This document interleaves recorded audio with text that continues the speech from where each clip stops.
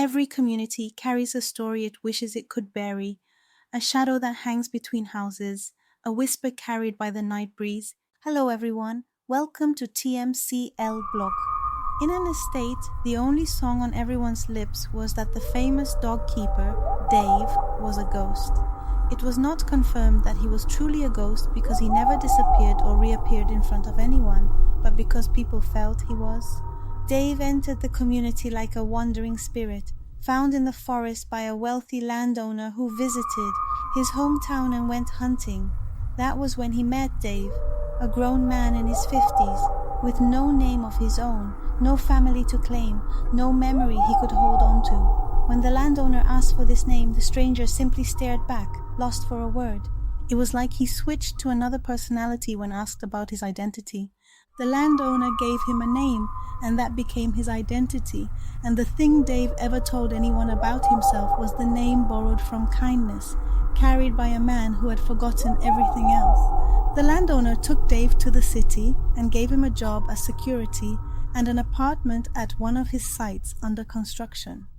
When the employer travels on a business trip, Dave would care for his 5 dogs with gentle hands, hands that remembered tenderness even when his mind did not remember home. The dogs trusted him, loved him, protected him, but humans did not. Dave walked the streets at night, smoked alone, and slipped away whenever anyone asked about his past. And because silence makes people uncomfortable, they fill it with cruelty. He came from the grave. He has no shadow. No real human being man forgets where he's from. I'm sure he is a traveling ghost. He died from a different place and found himself where the landowner saw him because he wasn't supposed to die. And so Dave became the ghost dog keeper. Never once did Dave defend himself. Not even when the mockery became loud enough to follow him down the street. He rented a small room near the estate when the landowner finally moved to his new house with his family. The estate eventually made him the night watchman. He had colleagues who watched the other streets and complained that every time they were supposed to patrol together, Dave would decline and go by himself. One said Dave always worked alone. He never fights or quarrels and was okay with any decision that came up, said the other colleague. But life, in its strange mercy, has its way of bringing surprises. One of those quiet nights, Dave heard a woman calling for help at the main gate. He ran towards it while being guarded, asked why she was there in the middle of the night and with blood in her hands. She explained that she got into a fight at the club, and when it escalated, they ran for her life. Dave allowed her in, letting his colleagues know, but sat with her throughout the night till she was safe to go home. The next day she visited him to thank him and kept visiting, and that was how the whole neighborhood knew her story, their story. Alice came from another tribe, bold, fierce, unafraid of conflict with a devotion that frightened the community. She became the angel that came to wash off the dirt, the stain, the odd names, ghost dog keeper. She bore him a son, then a daughter, but even in their home, silence had weight. Dave never told his children where he came from. He had nothing to give them but the name he had been given. So, the children grew up claiming their mother's tribe, not by choice but because that was the only identity they had. And the other children in the estate picked at that wound like a scab. They taunted them in the streets, mocked them in school, repeating the poison they heard whispered at home. Your father is a ghost. He doesn't belong anywhere. Even he doesn't know who he is.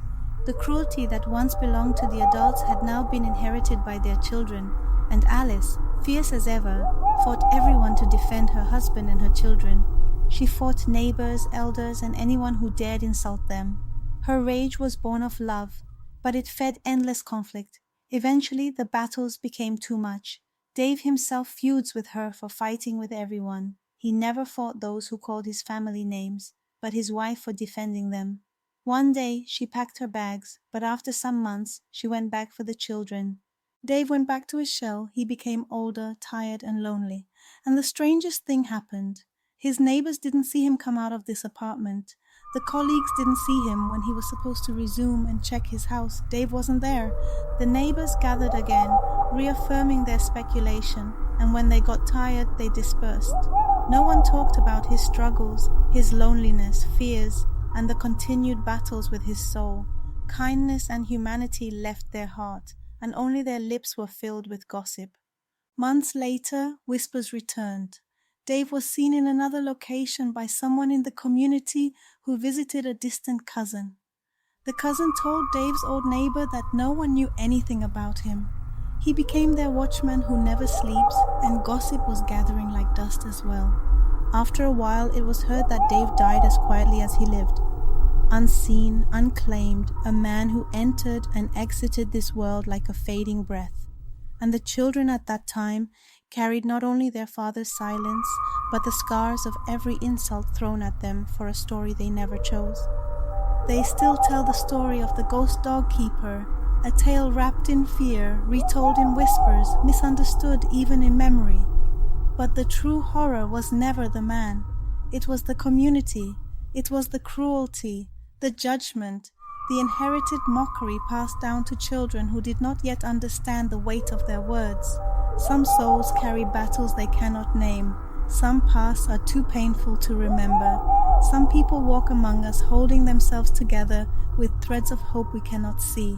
So be kind, be gentle, speak softly. You never know whose heart your words may break, or which ghost your unkindness might create. This is The Ghost Dog Keeper, a chapter in the movie called Life. Until the next story, be gentle with the living. Please like, share, and comment. Thank you.